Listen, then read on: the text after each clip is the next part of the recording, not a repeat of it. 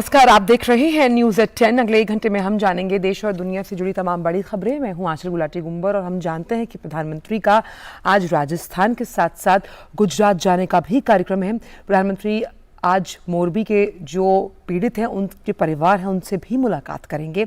इससे जुड़ी तमाम बड़ी अपडेट्स आप जानेंगे डी न्यूज़ पर। लेकिन सबसे पहले आइए रुख करते हैं न्यूज़ एट 10 में सुर्खियों का। प्रधानमंत्री नरेंद्र मोदी आज मोरबी का करेंगे दौरा, पीड़ित परिवारों से करेंगे मुलाकात। पुल हादसे पर कल पीएम मोदी ने गांधीनगर में उच्च स्तरीय समीक्षा बैठक की। मृतकों के सम्मान में कल गुजरात में मनाया जाएगा राज्यव्यापी शोक।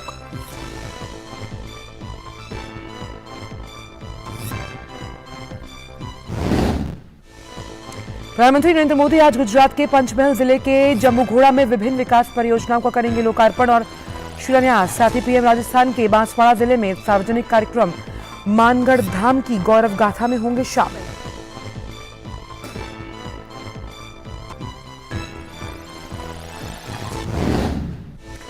राष्ट्रपति द्रौपदी मुर्मू आज ग्रेटर नोएडा में भारत जल सप्ताह का करेंगी उद्घाटन। इसका मकसद जल संसाधनों के बारे में जागरूकता बढ़ाना। इस साल IWW 2022 का विषय है सतत विकास और समानता के लिए जल सुरक्षा।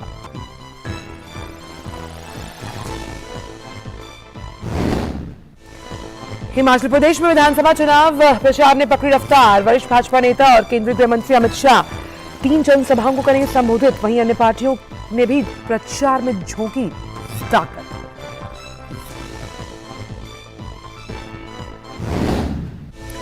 देश की डिजिटल मुद्रा का पहला पायलट परीक्षण आज होगा शुरू। इसके तहत 9 बैंक सरकारी प्रतिभूतियों में लेन देन के लिए डिजिटल मुद्रा का करेंगे इस्तेमाल।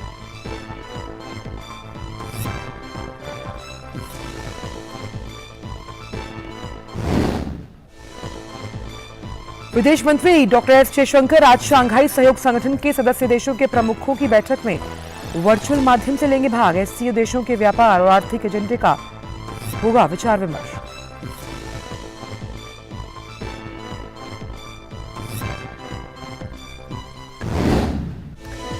और T20 विश्व कप में आज अफगानिस्तान और श्रीलंका के बीच ब्रिस्बेन में भिड़ंत। वहीं दिन के दूसरे मुकाबले में इंग्लैंड और न्यूजीलैंड होंगे आमने सामने।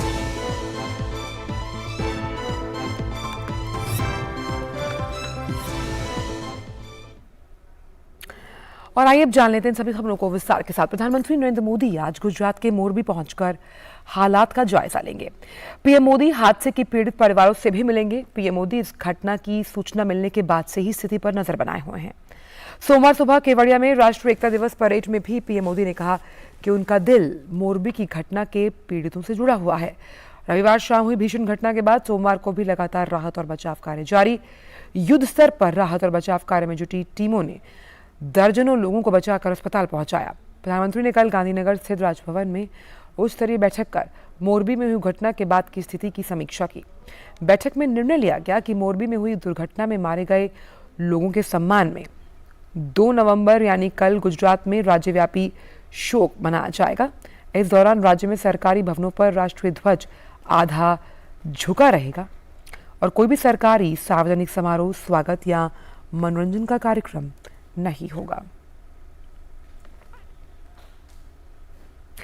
गुजरात के मोरबी में हुए केबल पुल हादसे में बचाव कार्य अभी भी जारी है। इस हादसे में अब तक 135 लोगों की जान जा चुकी और कई लोग गंभीर रूप से घायल, जिन्हें इलाज के लिए अस्पताल में भर्ती कराया गया। हादसे में कई लोग लापता हैं, जिन्हें खोजने के लिए सर्च ऑपरेशन जारी है। गौरतलब है कि मोरबी के मच्छू नदी पर बना ये केबल पुल रविवार शाम को अचानक टूट गया था। करीब 100 साल पुराने इस पुल पर हादसे के समय 400 से अधिक लोग मौजूद थे। केंद्र और राज्य सरकारों ने मृतकों के परिवारों को सहायता देने की घोषणा की है।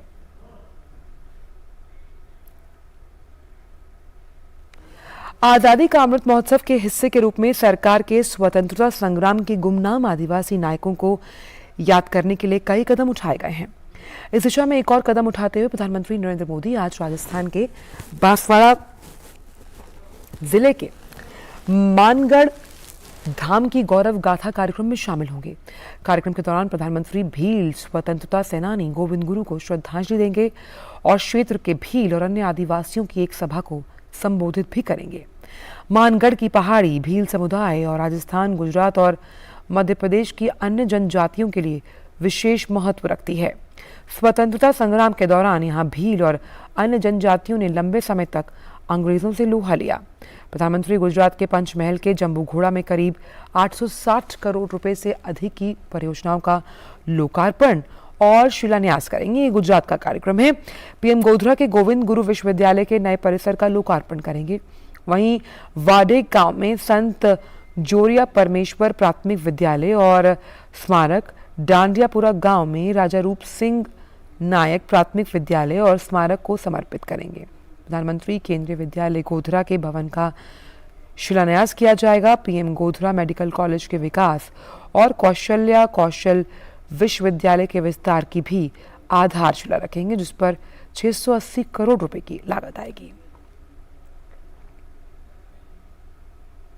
वहीं प्रधानमंत्री गुजरात के पंचमहल के जम्बूघोड़ा में करीब 860 करोड़ रुपए से अधिक की परियोजनाओं का लोकार्पण और शिलान्यास करेंगे। पीएम गोधरा के गोविंद गुरु विश्वविद्यालय के नए परिसर का लोकार्पण करेंगे। वह वाडेक गांव में संत जोरिया परमेश्वर प्राथमिक विद्यालय एवं स्मारक और डांडियापुरा गांव में राजा रूप सिंह नायक प्राथमिक विद्यालय एवं स्मारक को समर्पित करेंगे। प्रधानमंत्री केंद्रीय विद्यालय गोधरा के भवन का शिलान्यास करेंगे। पीएम गोधरा मेडिकल कॉलेज के विकास और कौशल विश्वविद्यालय के विस्तार की भी आधारशिला रखेंगे, जिस पर 680 करोड़ रुपए की लागत आएगी।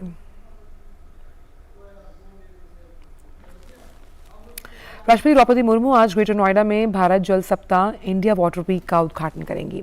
जल संसाधन, नदी विकास और संरक्षण मंत्रालय जल संसाधनों के बारे में जागरूकता के साथ साथ संरक्षण, उपयोग करने के प्रयास से आज से लेकर 5 नवंबर तक 7वां भारत जल सप्ताह का जो आयोजन है उसमें इसे आयोजित कर रहा है। मंच का उपयोग वैश्विक स्तर के निर्णायककर्ताओं, राजनेताओं, शोधकर्ताओं, उद्यमियों के बीच विचार विमर्श के लिए किया जाएगा।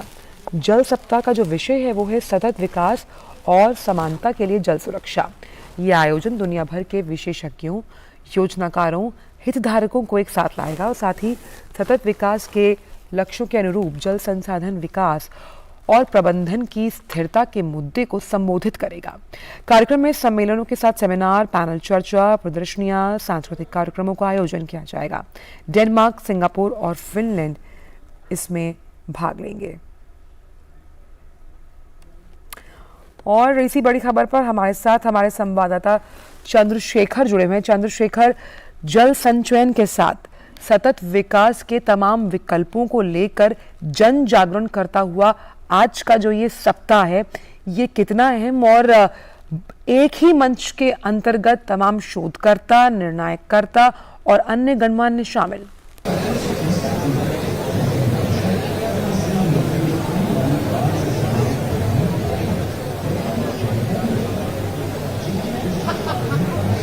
जी, और इसमें सबसे बड़ी चीज़ ये भी होगी कि यहाँ से जो मंथन बन के निकलेगा वो निश्चित तौर पर, जैसे कि मेरी बात भी हुई जल शक्ति मंत्री से, उन्होंने कहा कि जिस प्रकार से ये मंथन यहाँ से निकलने वाला है और जो महत्वपूर्ण जो चीज़ें निकल करके आएंगी वो एक तरीके से देश में जल जनित समस्याओं के निवारण को लेकर के एक बड़ा मील का पत्थर साबित होगा। यहाँ पर मैं आपको बताऊँ आंचल की यहाँ पर कम से कम 22 देशों के प्रतिनिधि यहाँ पर शामिल होने वाले हैं। 1500 से भी ज़्यादा यहाँ पर डेलीगेट्स जो हैं वो यहाँ पर भाग लेंगे और इसमें जितनी भी उनके देशों में जो भी नवोन्वेष किए गए हैं जल से जुड़ी समस्याओं के निराकरण को लेकर के वो यहाँ पर प्रदर्शित किए जाएंगे। इसके अलावा हमारे देश में भी तमाम ऐसे इलाके हैं जहाँ पर जो उद्यमी हैं या जो नवोन्वेष हैं, जो नई सोच के जो इनोवेटर्स हैं वो यहाँ पर आए हैं, वो अपने यहाँ पर प्रदर्शनी लगा रहे हैं।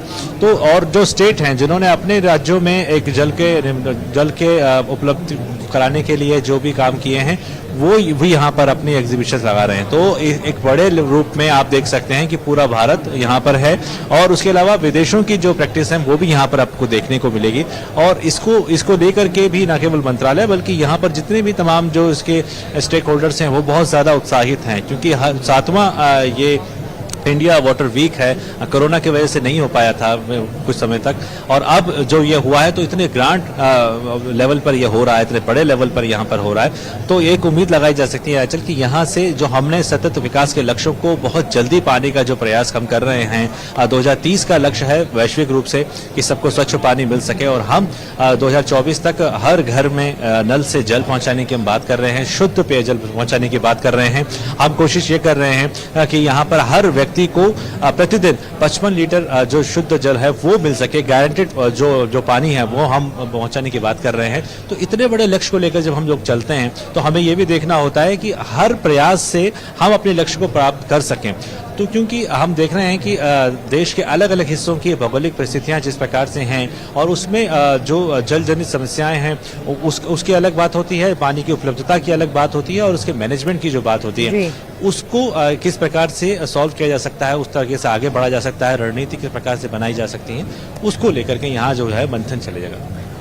और साथ ही जब हम क्योंकि बात कर रहे हैं उपलब्ध हुई प्रौद्योगिकी यानी कि टेक्नोलॉजीज को लेकर, कैसे नवीनतम विकास की प्रणालियों को अपनाते हुए उसके साथ साथ हमें समाधान की ओर भी जाना है चंद्रशेखर, क्योंकि हम जानते हैं कि इस तरह के कई वक्तव्य सामने आते हैं कि अगर तीसरा विश्व युद्ध हुआ तो वो पानी पर होगा, तो पानी को किस तरह से बचाना है, उस लिहाज से आज का जो ये सप्ताह जिसकी शुरुआत हुई है वो अपने आप में है, क्योंकि मंथन और शोध से क्या अमृत निकलकर सामने आएगा ये देखने वाली बात होगी।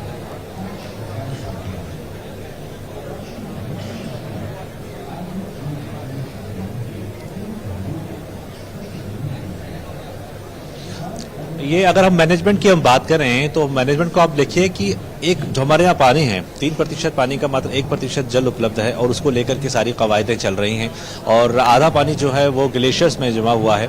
तो 1% पानी को जो पूरी दुनिया में उपलब्ध है, और जो भारत में जिस प्रकार से पानी के जल को हम बचाने की हम बात कर रहे हैं, तो वर्षा जल का भी मात्र हम 1% ही बचा पाते हैं। तो अब जो आंचल अगर इसकी पूरी आर्थिकी को देखा जाए, इसके मैनेजमेंट को देखा जाए, तो कोशिश यह है कि पानी खर्च कहाँ हो रहा है। 20% पानी तो हमारे पीने और नहाने के कामों में खर्च हो रहा है, लेकिन 80% जो पानी है वो खर्च हो रहा है आपके एग्रीकल्चर में, और ये मैनेजमेंट की बात होगी कि किस प्रकार से इस खर्च को जो है वो कम किया जा सके। 80% पानी जो मैं कृषि की बात कर रहा हूँ, उसका मतलब यह है कि हमें ऐसे साधन अपनाने होंगे, ऐसी कृषि के स्ट्रक्चर को इस प्रकार से चेंज करना होगा कि हम कम पानी में ज्यादा से ज्यादा जो है फसल उगा सके। पर ड्रॉप मोर क्रॉप की जो बात प्रधानमंत्री कहते हैं, उस प्रकार से हम इनोवेशन लगाने पड़ेंगे। कौन सी ऐसी मिट्टी है जहां पर पानी जिस वहां से अधिक से अधिक जो खेती है वहां पे की जा सके, तो उसके हिसाब से वहां की क्लाइमेट के हिसाब से चीजें करनी होंगी। कृषि पर ध्यान देंगे तो काफी ज्यादा मात्रा में पानी बच सकेगा। ऐसा बहुत सा पानी है जैसे ग्रे वाटर जिसको हम कहते हैं, जो घर से निकला है, जो उद्योगों से निकला हुआ है, उस पानी को किस प्रकार से मैनेजमेंट किया जा सकता है, एसटीपी के माध्यम से ला करके उसका पुनर्शोधन किया जा सके, और फिर उसको न सिर्फ फैक्ट्रियों के कामों में लगाया जा सके, या फिर और दूसरे जो काम होते हैं उसमें लगाया जा सकता है, विनिर्माण के क्षेत्र में लगाया जा सकता है। तो वहां से हम पानी को बचा सकते हैं। शुद्ध पेयजल पे हमारा दबाव जितना ज्यादा कम होगा, उसको हम पानी के लिए जितना ज्यादा, पीने के लिए जितना ज्यादा उपयोगी बना सकेंगे, ये चैलेंज हमारे साथ सबसे बड़ा है। और अगर हमें इस लक्ष्य को प्राप्त करना है कि 2024 तक सबको पानी देना है, तो हमें न केवल अपने प्राकृतिक स्रोतों को बचा के रखना होगा, हमें ये भी कोशिश करनी होगी कि जो नीचे ग्राउंड लेवल का जो पानी है उसको किस प्रकार से बचा कर रखें। उसमें जो जितना पानी हम निकाल रहे हैं उसको हमें उतने ही लेवल पर, उससे ज्यादा मात्रा में हमें देना भी होगा। इसके लिए कैच द रेन योजना बनाई गई। कोशिश यह है कि वर्षा जल का संचयन उस प्रकार से किया जाए, और बड़े लेवल पर जो है इस बार बनाया गया था, और इसका सहयोग आम जनता का भी मिला, एनजीओस का भी मिला, और सरकार की तरफ से भी मिला। ग्राम पंचायतों का बहुत बड़ा इसमें रोल रहा, और काफी सफलता हासिल हुई है। कई लेवल पे जो ग्राउंड लेवल वाटर है वो बढ़ा है। उसके अलावा अगर हम अटल भूजल योजना की बात करें, उसका मकसद भी यही था कि पानी का मैनेजमेंट इस प्रकार से हो कि पानी का कहाँ सबसे ज्यादा दोहन कहाँ पर हो रहा है, और अगर दोहन हो रहा है तो वहां पर कौन से प्राकृतिक और जल स्रोतों का निर्माण किया जा सकता है, ताकि वो पानी को वहां पर दोहित होने से बचाया जा सके, उसके दोहन को। जिन लोगों में अभी तक पानी को टच ही नहीं किया गया है, यानी कि ग्राउंड लेवल वाटर को, वहां पर पानी के अकूट जो है साधन वहां पर है, धनराशि वहां पर मौजूद है, तो वहां से उस जल को निकाला जा सके और उसको उस इलाकों में स्थानांतरित किया जा सके जिन इलाकों में जो ड्रॉट लाइक सिचुएशंस हैं।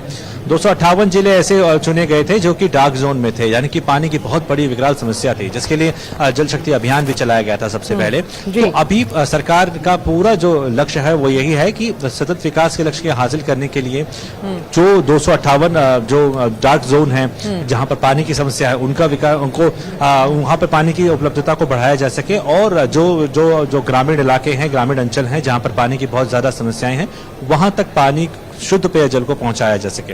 इसके लिए लैब टेस्टिंग भी करने के लिए आम जनता को जो है वो सुविधा उपलब्ध कराई गई है कि आप चेक कर सकते हैं कि आपका पानी जो आ रहा है उसमें कितना शुद्ध है और क्या क्या उसमें चीजें, रसायन मिले हुए हैं। जी, और चंद्रशेखर, जब हम जल व्यवसाय की यानी कि जल बाजार के रूप में एक विकल्प की तलाश करते हैं, तो ये जो सप्ताह है किस तरह का मंच साबित होगा तमाम प्रचारों के लिए, जो तमाम जो ब्रांड्स हैं, जब हम वाटर को एक अलग सेक्टर जिसमें रोजगार के भी अलग अलग अवसर मौजूद हैं।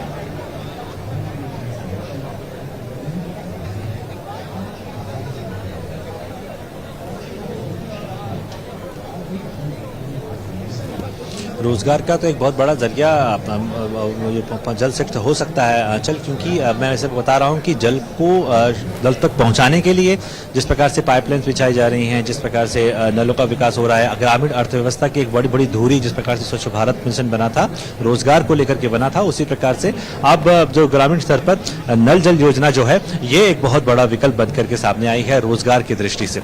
दूसरी चीज, जो एसटीपी का जिस प्रकार से निर्माण होता है तो वो एक बहुत बड़ा व्यापक क्षेत्र है जिसमें रोजगार की कई सारी संभावनाएं होती हैं हर स्तर पर, चाहे वो तकनीकी क्षेत्र हो या फिर वो अनस्किल्ड वर्कर्स हो, उसमें यहाँ पर भी रोजगार की संभावनाएं होती है। उसके अलावा जो पैक्ड वाटर्स हैं वहाँ वो भी एक ब्रांड के रूप में विकसित होते हैं। कई सारी लैब्स हैं जो खुल गई हैं जल के शोधन को लेकर के, या फिर जो मैंने बताया कि किस प्रकार से आप जल की जांच कर सकते हैं, उसमें भी एक्सपर्ट्स की जरूरत होती है। तो ये भी एक रोजगार का एक बड़ा जरिया यहाँ पर हुआ है।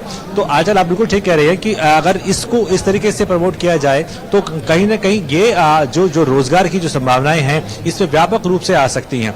इसके अलावा ये आप देखें कि रोजगार का जरिया जो है जितना ये शहरी इलाकों में है उससे कहीं ज्यादा ये ग्रामीण इलाकों में देखने को मिलता है, क्योंकि जिस प्रकार से जल जीवन मिशन वहां पर चलाया जा रहा है तो वहां पर छोटे छोटे कारीगर भी जो है, प्लम्बर्स जो है, उनको भी रोजगार मिल रहा है। तो ग्रामीण अर्थव्यवस्था की धुरी जो है वो भी एक बड़े स्तर पर जो है वो ये जल जीवन मिशन जो है बना है।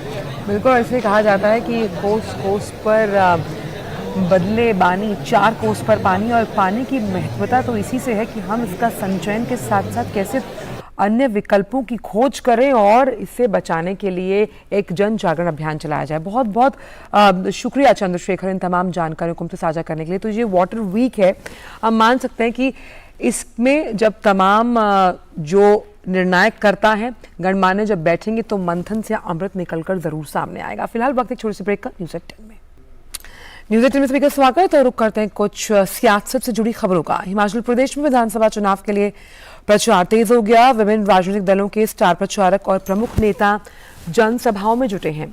भाजपा के वरिष्ठ नेता और केंद्रीय गृह मंत्री अमित शाह प्रदेश में 3 जनसभाओं को संबोधित करेंगे। अमित शाह आज सबसे पहले चंबा में जनसभा को संबोधित करेंगे। इसके बाद अमित शाह का मंडी में जनसभा को संबोधित करने का कार्यक्रम है और इसके बाद अमित शाह शिमला के लिए रवाना होंगे, जहां वह कसुम्पटी विधानसभा के लिए चुनावी रैली को संबोधित करेंगे।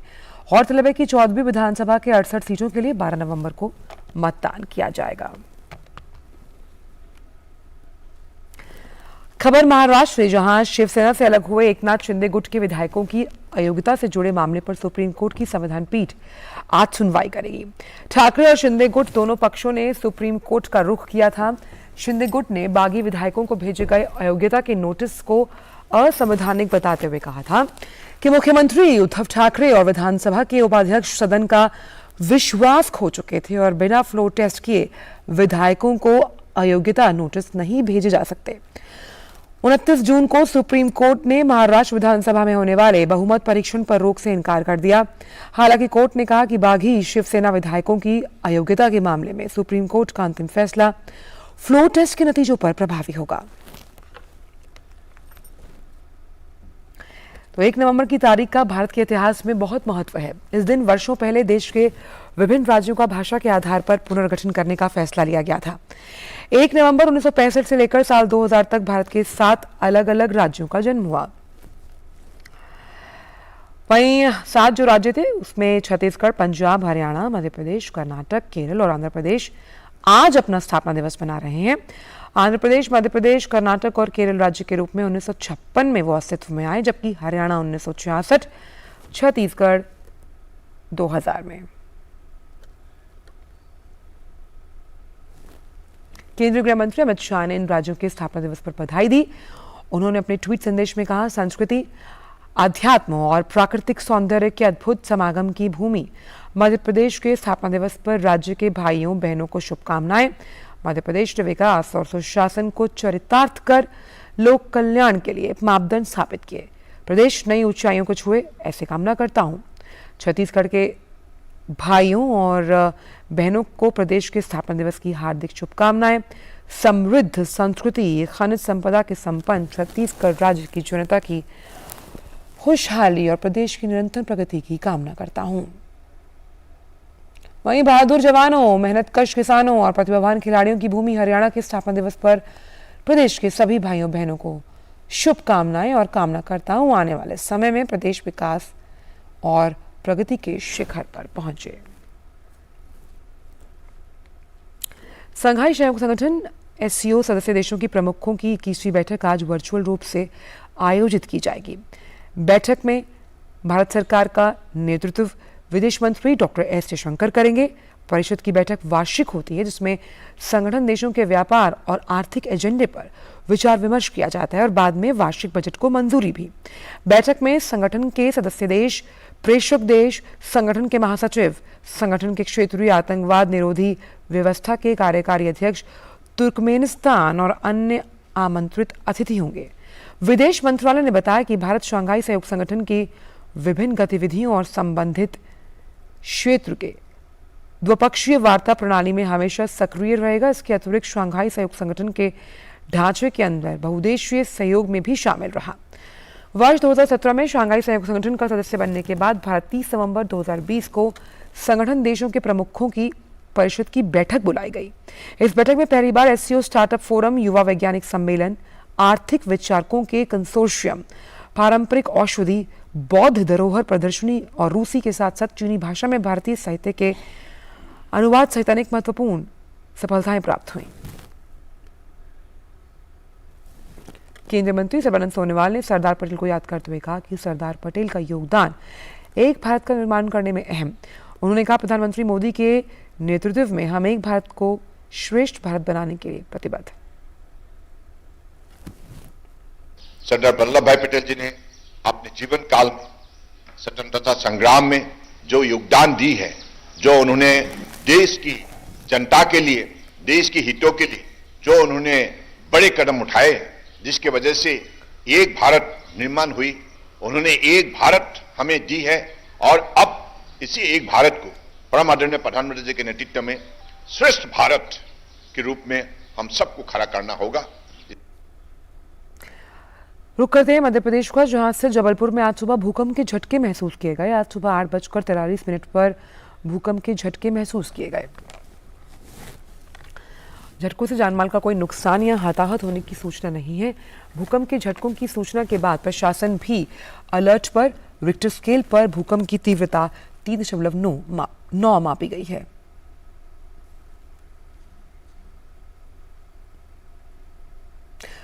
रुक करते तमिलनाडु से जुड़ी खबर का, जहां कई इलाकों में बारिश जारी है। चेन्नई स्थित कई जिलों में बारिश के कारण आम जीवन अस्त व्यस्त। वहीं प्रशासन ने भारी बारिश के कारण आज कुछ स्कूल और कॉलेजों में छुट्टी की घोषणा की।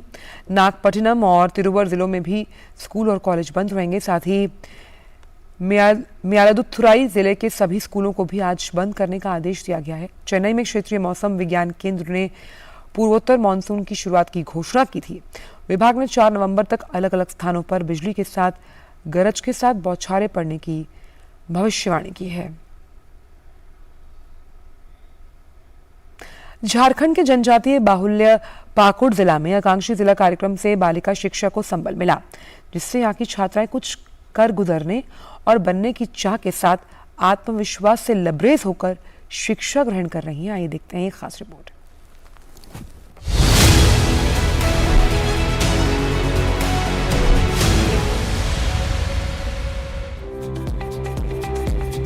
आकांक्षी जिला कार्यक्रम दूर दराज के क्षेत्रों में शिक्षा की अलख जगाने में भी मददगार साबित हुआ है।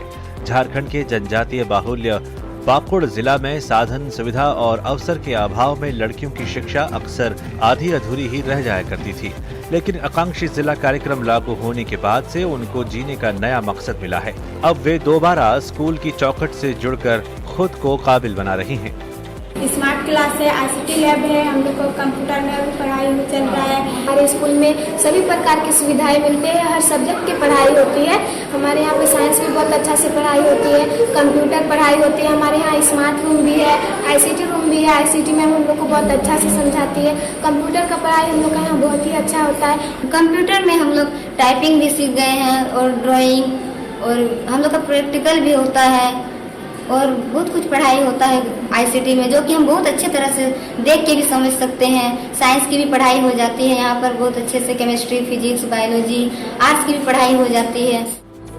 झारखंड राज्य के अंतिम छोर पर बसे कम महिला साक्षरता दर वाले पाकुड़ को जब से आकांक्षी जिला के रूप में चयनित कर यहां शिक्षा के क्षेत्र में काम शुरू हुआ है, तब से बच्चियों के शैक्षणिक स्तर में काफी सुधार हुआ है। गांव में रहने वाली छात्राओं को स्कूली शिक्षा और नैतिक शिक्षा ही नहीं बल्कि इंफॉर्मेशन टेक्नोलॉजी का भी ज्ञान दिया जा रहा है, ताकि वे प्रौद्योगिकी को करीब से जान सकें, अपना सकें। सब्जेक्ट तो बच्चे यहाँ पे पढ़ते ही हैं, लेकिन यहाँ पे इन लोगों को आगे बढ़ाने के लिए, क्योंकि हर जगह पे अभी कंप्यूटर का महत्व है। कंप्यूटर का नॉलेज अगर नहीं होगा तो बच्चे आगे जाके कुछ नहीं कर सकते हैं। अभी जैसे रोजमर्रे के जीवन में जैसे हर चीज जरूरी है, वैसे कंप्यूटर भी जरूरी है।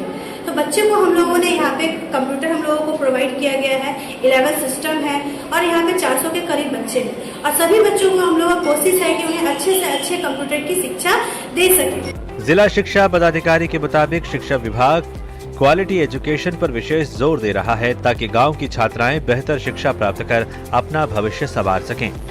हमारा जो पाकुड़ है ये थोड़ा पिछड़ा हुआ है, लेकिन उसमें शिक्षा के क्षेत्र में बहुत सारे काम किए जा रहे हैं। ICT लैब है और स्मार्ट क्लास लगा हुआ है।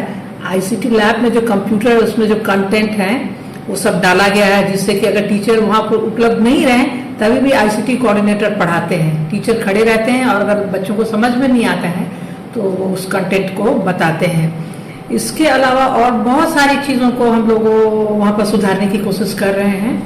हमारा जो स्मार्ट क्लास है वो बहुत ही अच्छा है, लड़कियों को बहुत फायदा हुआ है। आकांक्षी जिला कार्यक्रम से झारखंड के जनजातीय बाहुल्य पाकुड़ जिला में शिक्षा के क्षेत्र में निश्चित रूप से गुणात्मक सुधार हुआ है। जो स्कूल पहले मूलभूत सुविधाओं तक से महरूम थे, वहां स्मार्ट क्लास और कंप्यूटर की शिक्षा सपने के सच होने के समान है। Bureau report, DD news.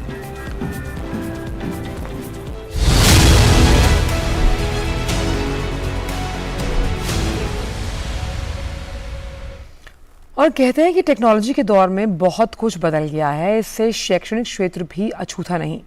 Technology के इस्तेमाल से निजी स्कूल तो पहले से ही आगे थे, लेकिन अब आकांक्षी जिला कार्यक्रम में ये सब कुछ सरकारी स्कूलों में भी दिखने लगा है। झारखंड के आकांक्षी जिला रामगढ़ अंतर्गत पतरातू प्रखंड स्थित लपंगा उत्क्रमित उच्च विद्यालय में छात्राएं स्मार्ट क्लास में पढ़ाई करते हुए नजर आ रही हैं और इस टेक एरा में खुद को सक्षम बना रही हैं। देखिए ये रिपोर्ट।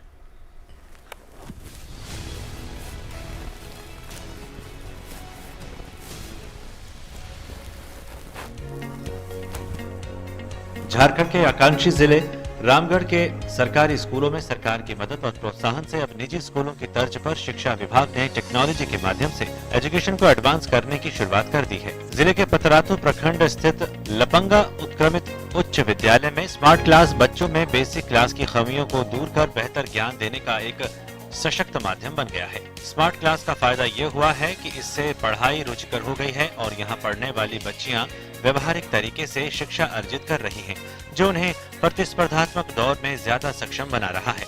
हमारे यहाँ स्मार्ट क्लास की शुरुआत हो चुकी है और मैं सरकार को बहुत बहुत धन्यवाद देना चाहती हूँ, क्योंकि स्मार्ट क्लास से हमें बहुत ज़्यादा अच्छी शिक्षा मिल रही है। क्योंकि जो चीज़ हम किताब में सिर्फ पढ़ते थे उसे हम सिर्फ दिमाग में इमेजिंग कर पाते थे कि वो शायद ऐसा होगा, लेकिन अब हम स्मार्ट क्लास के जरिए उस चीज़ को देख सकते हैं अपनी आंखों के सामने। कुछ भी क्वेश्चन या कुछ भी होता है तो हम लोग स्मार्ट क्लास के जरिए से हम लोग उसमें तुरंत देख लेते हैं कि कहाँ है, कौन सा राज्य है, सरकार हमारे लिए एक अच्छा सुविधा बना रही है और हम सारे बच्चे उनकी वजह से हम अभी डिजिटल के माध्यम से भी ठीक पढ़ाई कर रहे हैं और ये हमारे लिए एक सुविधाजनक है। स्कूल के शिक्षक भी इस बात से इत्तेफाक रखते हैं कि स्मार्ट क्लास से दी जाने वाली शिक्षा अधिक कारगर है। उनका मानना है कि तकनीक के दौर में इसकी उपयोगिता काफी बढ़ गई है और इस शिक्षा व्यवस्था से जुड़ना ही होगा।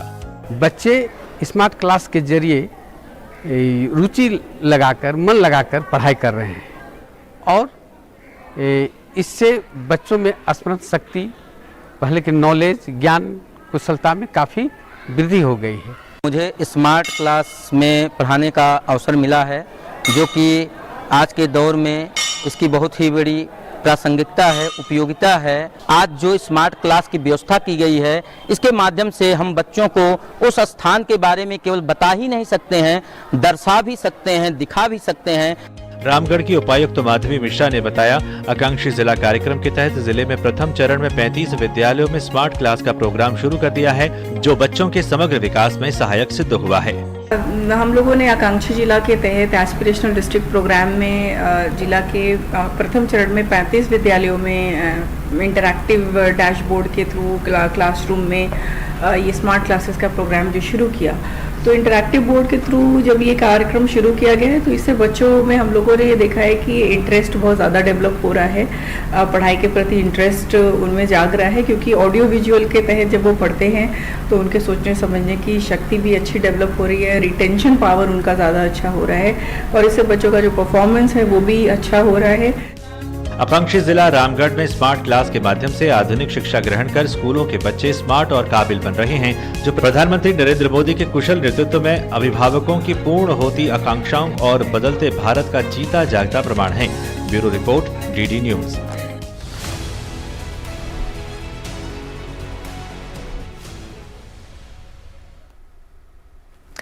और आइए देखते हैं डीडी प्रीमियर्स।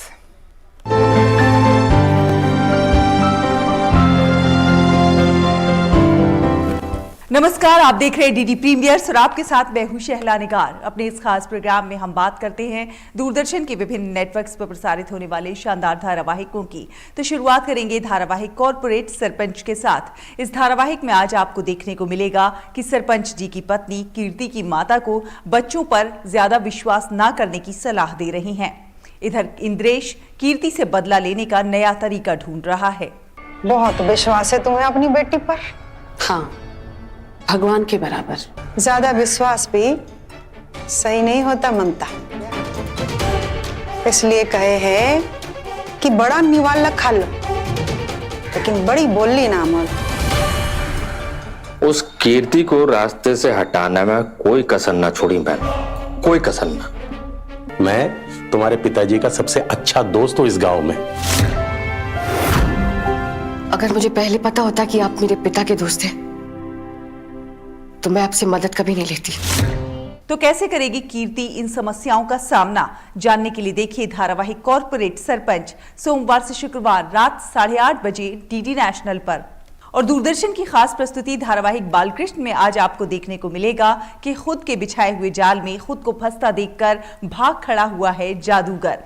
इधर कृष्ण ने फैसला लिया है पातालसुर को सबक सिखाने का। ये क्या? ऐसा लग रहा है कि जैसे मैं बहुत गहरी नींद सोया हुआ था, सपने देख रहा था, अब जागा हूं जाके। ये गांव वाले और कृष्णा मुझ पे टूट पड़े तो यहाँ से भागने में ही भलाई है। कृष्णा तुम यहाँ कैसे? आज छुपा रखा है मेरा था शरीर, बता।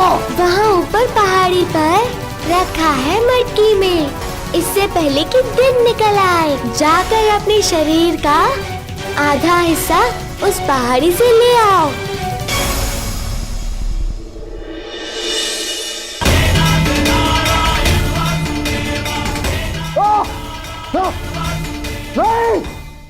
तो कैसे पातालसुर को सबक सिखाएंगे बालकृष्ण, जानने के लिए देखिए धारावाहिक बालकृष्ण सोमवार से शुक्रवार रात 9 बजे डीडी नेशनल पर। तो दूरदर्शन के विभिन्न नेटवर्क्स पर प्रसारित होने वाले इन शानदार धारावाहिकों का आप उठाते रहिए आनंद। हमें दीजिए अनुमति। नमस्कार।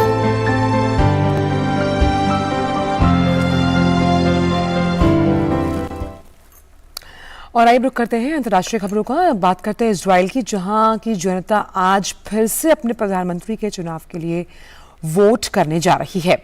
आज 6 करोड़ 78 लाख से अधिक पात्र इजरायली मतदाता अपने मताधिकार का उपयोग करेंगे। इजराइल में 120 सीटों के लिए 12,000 से अधिक मतदाता केंद्रों में सुबह 7 बजे से रात 10 बजे तक मतदान होगा। इजराइल में 4 साल में 5वीं बार सरकार चुनने के लिए चुनाव होने जा रहे हैं। मुकाबला पूर्व प्रधानमंत्री बेंजामिन नेतन्याहू और यार लैपिड के बीच दिखाई दे रहा है।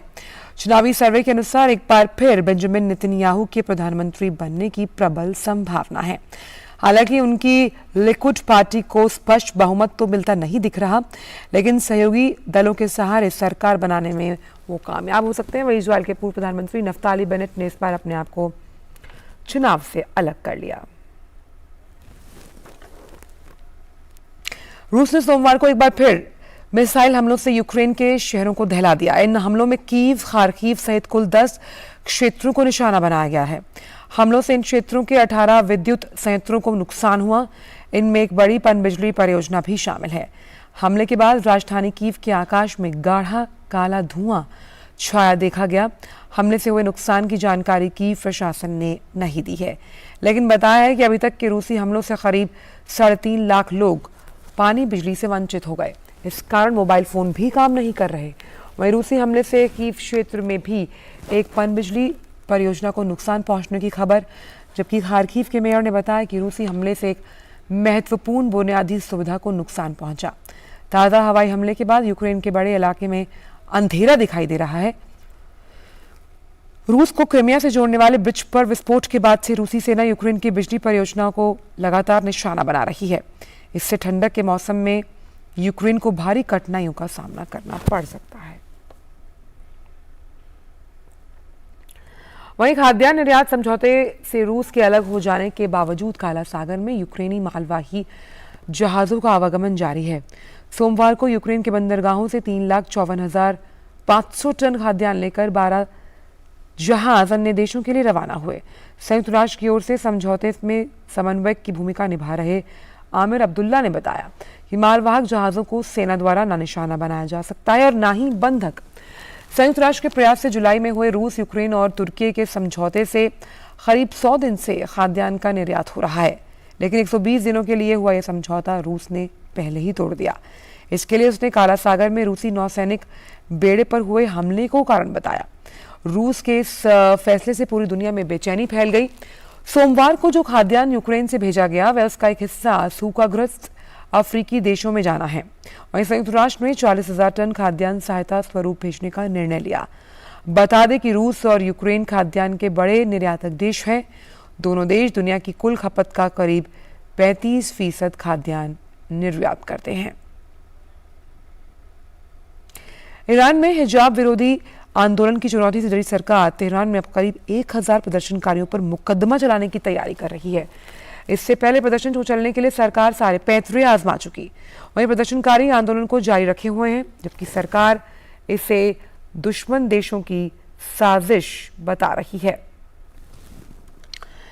तेहरान के मुख्य न्यायाधीश के हवाले से कहा गया कि देश के कानून का उल्लंघन करने वाले करीब 1,000 लोगों के विरुद्ध रेवोल्यूशनरी कोर्ट में मुकदमा चलाया जाएगा। इन प्रदर्शनकारियों पर तोड़फोड़ करना, मृत सुरक्षा गार्डों से दुर्व्यवहार, सार्वजनिक संपत्ति में आग लगाने जैसे आरोप शामिल हैं। इसके अलावा न्यायिक प्रदर्शनकारियों ने ऐलान किया कि अन्य प्रांतों में भी सैकड़ों लोग जो हैं उन पर भ्रष्टाचार के आरोप का मुकदमा चलाया जाएगा। इसमें मौत की सजा का ऐलान भी किया जा सकता है।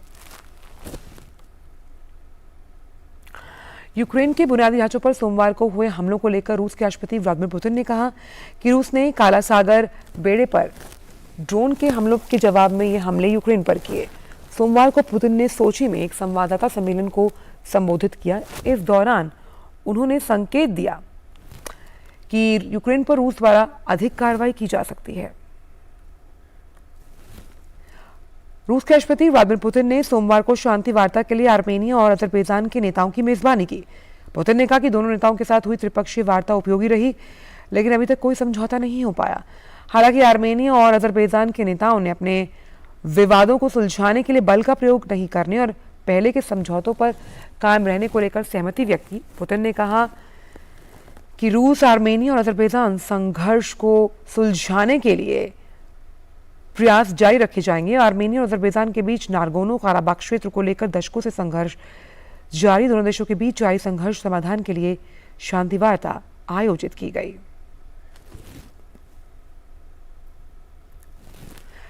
ट्विटर के नए मालिक बने एलन मस्क ने कंपनी के अधिग्रहण के बाद ट्विटर के निदेशक मंडल को अब भंग कर दिया। ट्विटर के सभी निदेशक हटाकर उन्होंने कंपनी की कमान अपने हाथों में ले ली। मस्क ने इसी के साथ ही घोषणा कर दी कि वे जल्द ही ट्विटर के सीईओ का पद भी खुद संभालेंगे। कई बड़े फैसले इसके बाद लिए जा सकते हैं और वो ब्लू टिक को पेड भी कर सकते हैं।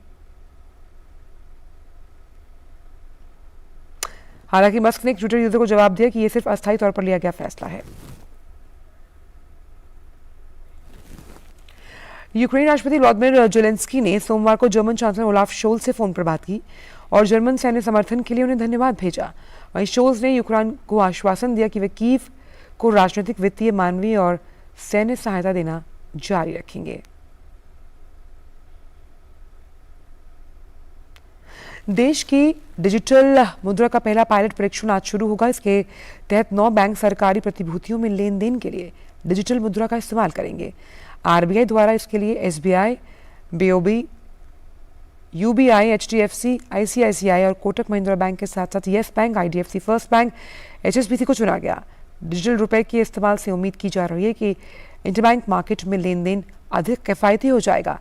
आरबीआई ने कहा कि थोक लेन देन के लिए डिजिटल रुपए के पायलट प्रोजेक्ट को लॉन्च करने के 1 महीने के अंदर ही मर्चेंट और ग्राहकों की सीमित संख्या के साथ कुछ चुनिंदा स्थानों पर रिटेल लेन देन के लिए भी पायलट प्रोजेक्ट को लॉन्च किया जाएगा। इस बजट में ही वित्त मंत्री निर्मला सीतारमण ने घोषणा की थी कि आरबीआई डिजिटल करेंसी पर काम कर रहा है और इस साल उसे जारी कर दिया जाएगा।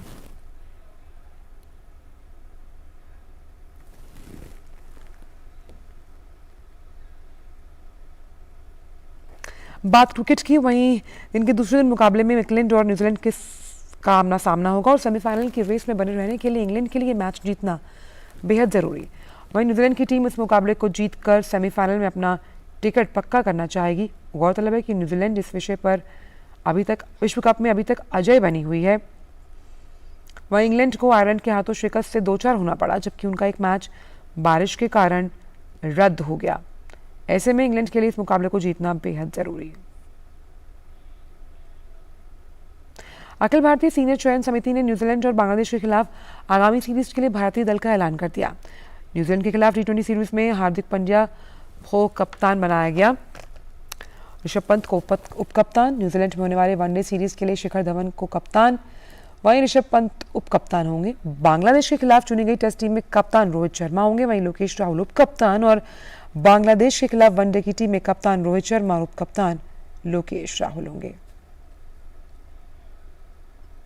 और अब बात संस्कृति से जुड़ी हुई। आंध्र प्रदेश के कडप्पा जिले में पेन्ना नदी के किनारे मौजूद किले से नदी के आसपास का शानदार प्राकृतिक सौंदर्य देखने को मिलता है। यहाँ का नज़ारा लोगों को अमेरिका के ग्रैंड कैनियन की याद दिलाता है। देखिए एक खास रिपोर्ट।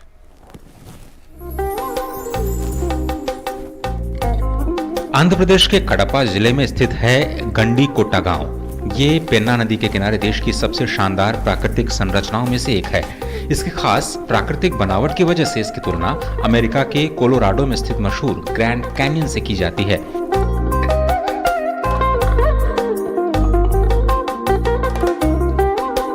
यहीं पेन्ना नदी के किनारे पर एक सदियों पुराना किला भी है। माना जाता है कि राजा कप्पा ने गंडीकोटा में एक किले का निर्माण करवाया था। हालांकि कुछ इतिहासकारों का दावा है कि किला 1589 में बनाया गया। इस पर कुतुब शाहियों ने कब्जा कर लिया था। फिर मीर जुमला ने जुमा मस्जिद का निर्माण करवाया और किलेबंदी का विस्तार किया। बाद में अंग्रेजों ने इस किले को अपने नियंत्रण में ले लिया। किले के अंदर एक 3 मंजिला मीनार, एक जेल और एक माधवराय स्वामी मंदिर है।